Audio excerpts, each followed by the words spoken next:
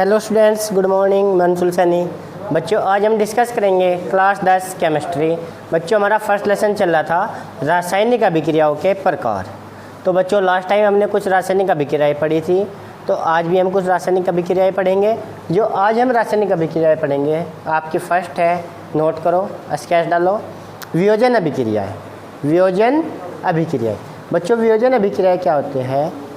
जब कोई रासायनिक अभिक्रिया होती है और रासायनिक अभिक्रिया में कोई भी पदार्थ है जो रासायनिक अभिक्रियाओं को प्रेरित कर रहे, ऐसे पदार्थ जो रासायनिक अभिक्रियाओं को प्रेरित कर रहे, जैसे ताप और दाब, इनमें अगर हम परिवर्तन कर रहे हैं तो परिवर्तन करने से वे दो या अधिक पदार्थों में अपघटित हो जाते हैं।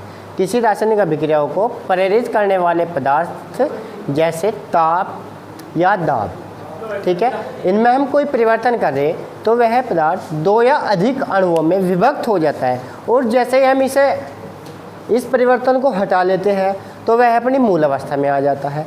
तो इस प्रकार की अभिक्रियाओं को वियोजन अभिक्रिया कहते हैं। समझे बच्चों कि कोई अभिक्रिया हो रही तो अभिक्रिया को प्रभावित करने वाले कारक जैसे ताप और दाब, इनमें अगर हम कोई परिवर्तन कर रहे हैं तो परिवर्तन करने से वह दो या अधिक पदार्थों में अपघटित हो रही या वियोजित हो रही, और जैसे ही हम इस परिवर्तन को हटा रहे हैं तो वह अपनी मूल अवस्था में आ रही है। तो इस प्रकार की अभिक्रियाओं को वियोजन अभिक्रियाएं कहते हैं। बच्चों, वियोजन अभिक्रियाएं दो प्रकार की होती है। तो सबसे पहले आप वियोजन अभिक्रियाओं की डेफिनेशन लिखो। ऐसी रासायनिक अभिक्रियाएं जिनमें कोई पदार्थ रासायनिक अभिक्रियाओं को प्रेरित करने वाले कारक को रासायनिक अभिक्रियाओं को प्रेरित करने वाले कारक को ब्रैकेट में लिखना, जैसे ताप, दाब आदि, ब्रैकेट में लिखना ताप, दाब आदि के बाद ब्रैकेट बंद। ठीक है बच्चों, में परिवर्तन करने से दो अथवा अधिक पदार्थों में अपघटित हो जाती है। दो अथवा अधिक पदार्थों में अपघटित हो जाती है तथा उपयुक्त कारण हटा देने से पुनः मूल पदार्थ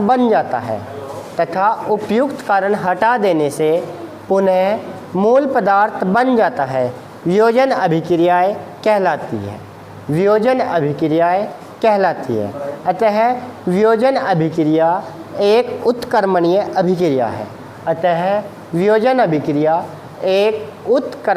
अभिक्रिया है। अब नई लाइन से लिखना, वियोजन अभिक्रियाएं दो प्रकार की होती है। नंबर एक उष्मीय वियोजन और नंबर दो आयनिक वियोजन।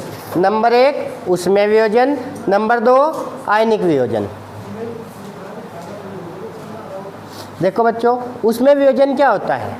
उष्मीय वियोजन में जब कोई यौगिक को हम गर्म कर रहे हैं तो गर्म करने से वह दो या अधिक पदार्थों में टूट जाता है, और जैसे इसको ठंडा करते हैं, ठंडा करने से पुनः अपनी मूल अवस्था में आ जाता है। तो इस प्रकार की अभिक्रियाओं को उष्मीय वियोजन अभिक्रिया कहते हैं। कि कोई यौगिक है, यदि इसको हम गर्म कर रहे हैं तो गर्म करने से वह दो या अधिक पदार्थों में टूट रहा है, और यदि इसको ठंडा कर देंगे तो ठंडा करने से वह अपने मूल यौगिक में वापस आ रहा है। तो नोट करो, जब यौगिक को गर्म करने से उनके अणु दो या अधिक छोटे अणुओं में परिवर्तित हो जाते हैं,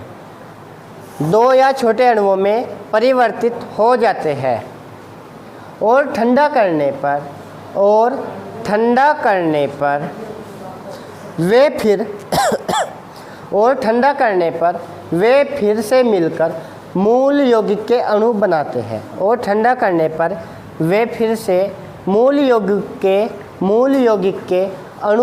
हैं। तब इस प्रकार की अभिक्रियाओं को उष्मीय वियोजन अभिक्रियाएं कहते हैं। या तापीय वियोजन अभिक्रियाएं कहते हैं। जैसे बच्चों हमारे पास NH4Cl है, NH4 Cl है, अमोनियम क्लोराइड। यदि इसको मैं गर्म कर दूं तो गर्म करने पे क्या हो रहा है, गर्म करने से अपने आयनों में टूट रहा है NH4 प्लस के Cl-, गर्म करने से NH4 प्लस और Cl- में। और यदि इसको ठंडा कर दें हम, ठंडा करने से ये अपने मूल यौगिक में, ठंडा करने से अपने मूल यौगिक में आ रहा है। तो इस प्रकार की अभिक्रियाओं को उसमें वियोजन। और यदि आपके पास PCl5 है, PCl5 है, यदि बच्चों इसको हम गर्म कर दें, गर्म करने से यह PCl3 प्लस Cl2 में टूट रहा है। यदि इसको मैं ठंडा कर दूं तो ठंडा करने से यह अपनी फिर मूल अवस्था में आ रहा है। गर्म करने से तो अपने आयनों में विभक्त हो रहा है और ठंडा करने से पुनः अपनी मूल अवस्था में आ रहा है। तो इस प्रकार की अभिक्रियाओं को उसमें वियोजन अभिक्रियाएं कहते हैं। अब नेक्स्ट डालो बच्चों आप, नेक्स्ट है आपकी आयनिक वियोजन अभिक्रियाएं। आयनिक वियोजन अभिक्रियाएं बच्चों, आयनिक वियोजन अभिक्रियाएं क्या होती है? जब आयनिक यौगिकों को आयनिक में लिखो, जब विद्युत संयोजक यौगिकों को, जब देखो इसमें क्या होता है, जब विद्युत संयोजक यौगिक है हमारे पास, उनको हम जल में घोलते हैं, विद्युत संयोजक यौगिकों को जल में घोलते हैं, तो वह धनायन और ऋणायन में विभक्त हो जाते हैं। तो वह धनायन और ऋणायन में विभक्त हो जाते हैं। तो इस प्रकार की अभिक्रियाओं को आयनिक वियोजन अभिक्रियाएं कहते हैं। नोट करो, जब विद्युत संयोजक यौगिकों को, जब विद्युत संयोजक यौगिकों को जल में घोला जाता है, जब विद्युत संयोजक यौगिकों को जल में घोला जाता है, तब वे धनायन तथा ऋणायन, तब वे धनायन तथा ऋणायन में विभक्त हो जाते हैं, तब वे धनायन तथा ऋणायन में विभक्त हो जाते हैं। तथा इस प्रकार की अभिक्रियाओं को आयनिक वियोजन या विद्युत अपघटनी वियोजन अभिक्रियाएं कहते हैं। तथा इस प्रकार की अभिक्रियाओं को आयनिक वियोजन तथा विद्युत अपघटनी वियोजन अभिक्रियाएं कहते हैं। जैसे आपके पास बच्चों NaCl है, सोडियम क्लोराइड नमक, यदि बच्चों इसको हम पानी के अंदर घोल रहे हैं, तो पानी के अंदर घोलने से ये क्या में विभक्त हो रहा है, Na प्लस के Cl-।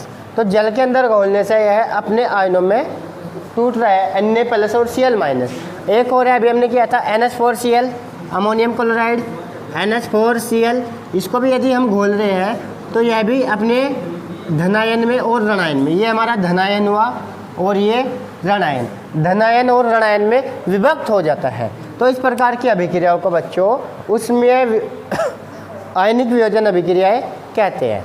अब बच्चों नेक्स्ट है आपकी, नेक्स्ट अभिक्रिया है, स्केच डालो, ऊष्माक्षेपी तथा ऊष्माशोषी अभिक्रियाएं। ऊष्माक्षेपी तथा ऊष्माशोषी अभिक्रियाएं। तो स्केच डालो बच्चों आप, ऊष्मा अक्षेपी अभिक्रियाएं। ऊष्मा अक्षेपी अभिक्रियाएं बच्चों, ऊष्माक्षेपी अभिक्रियाएं कहते हैं जिन अभिक्रियाओं में ऊष्मा का उत्सर्जन होता है, जिन अभिक्रियाओं में ऊष्मा का उत्सर्जन होता है उन अभिक्रियाओं को ऊष्मा अक्षेपी अभिक्रियाएं कहते हैं। नोट करो, वे रासायनिक अभिक्रियाएं जिनमें ऊष्मा का उत्सर्जन होता है, वे रासायनिक अभिक्रियाएं जिनमें ऊष्मा का उत्सर्जन होता है ऊष्मा अक्षेपी अभिक्रियाएं कहलाती हैं। वे रासायनिक अभिक्रियाएं जिनमें ऊष्मा का उत्सर्जन होता है ऊष्माक्षेपी अभिक्रियाएं कहलाती है। जैसे N2 प्लस 3H2, तो ये अभिक्रिया हो रही है 2NH3। तो बच्चों इसके अंदर 2400 कैलोरी प्लस के 2400 कैलोरी, इसमें 2400 कैलोरी ऊष्मा का उत्सर्जन हो रहा है। सॉरी बच्चों, ये है 22,400, तो इसमें 22,400 कैलोरी ऊष्मा का उत्सर्जन हो रहा है। तो इस प्रकार की अभिक्रियाएं क्या कहलाएगी, हमारी ऊष्माशोषी अभिक्रियाएं। नेक्स्ट स्केच डालो बच्चों आप, ऊष्माशोषी अभिक्रिया, ये थी हमारी ऊष्माक्षेपी। अब है बच्चों हमारी ऊष्माशोषी अभिक्रिया। ऊष्माक्षेपी हमने पढ़ा कि ऊष्मा का उत्सर्जन, तो ऊष्माशोषी में क्या होगा, ऊष्मा का अवशोषण। यानी वे अभिक्रियाएं जिनमें ऊष्मा का अवशोषण होता है तो ऊष्मा शोष्य अभिक्रियाएं कहलाती है। नोट करो, वे रासायनिक अभिक्रियाएं जिनमें ऊष्मा का अवशोषण होता है, वे रासायनिक अभिक्रियाएं जिनमें ऊष्मा का अवशोषण होता है ऊष्मा शोषी अभिक्रियाएं कहलाती है। ऊष्मा शोषी अभिक्रियाएं कहलाती है। जैसे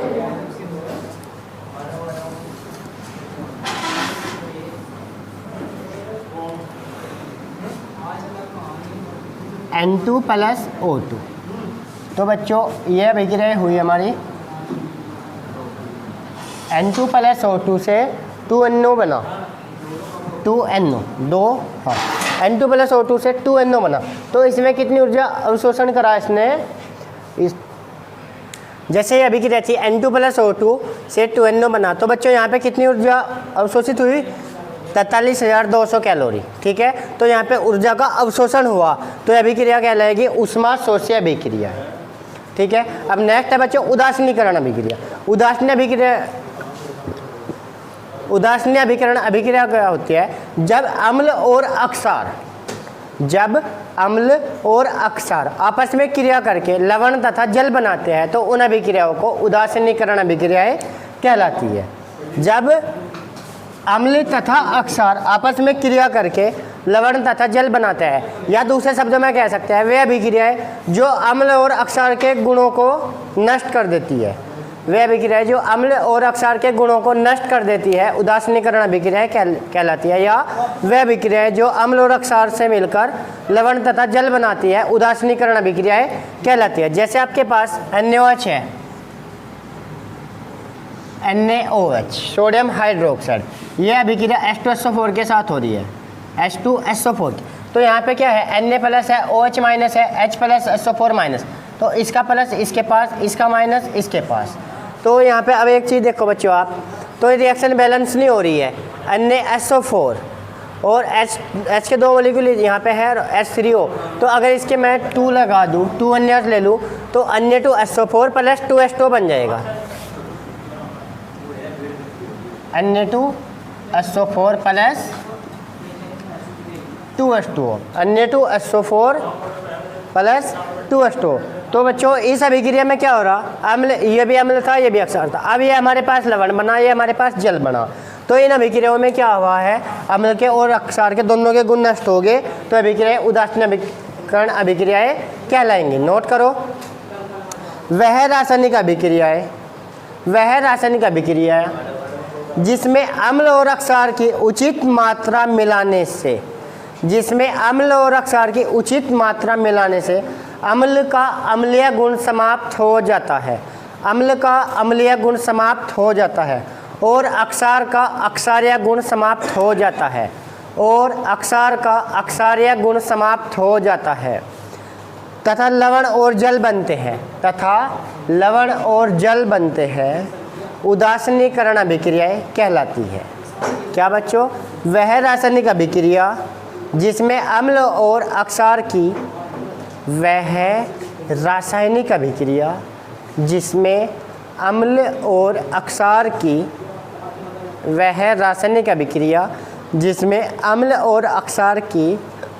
उचित मात्रा मिलाने पर अम्ल का अम्लीय गुण और अक्षार का अक्षारीय गुण समाप्त हो जाता है, तथा लवण और जल बनते हैं उदासीनीकरण अभिक्रियाएं कहलाती है। जैसे ये उतार लेना।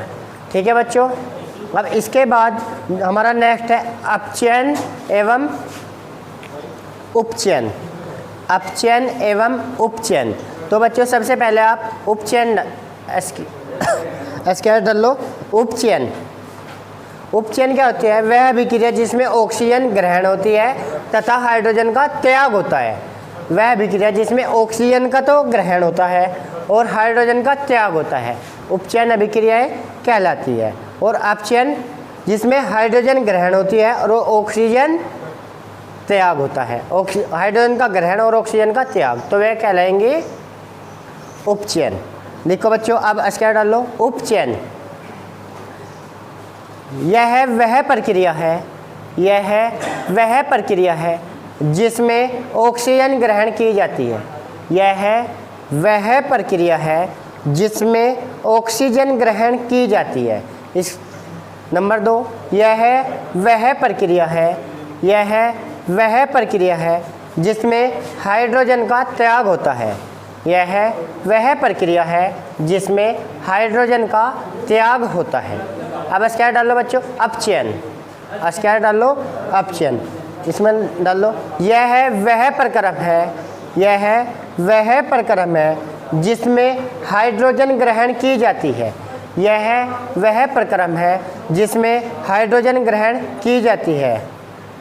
नंबर 2, यह वह प्रक्रम है, यह वह प्रक्रम है जिसमें ऑक्सीजन का त्याग होता है।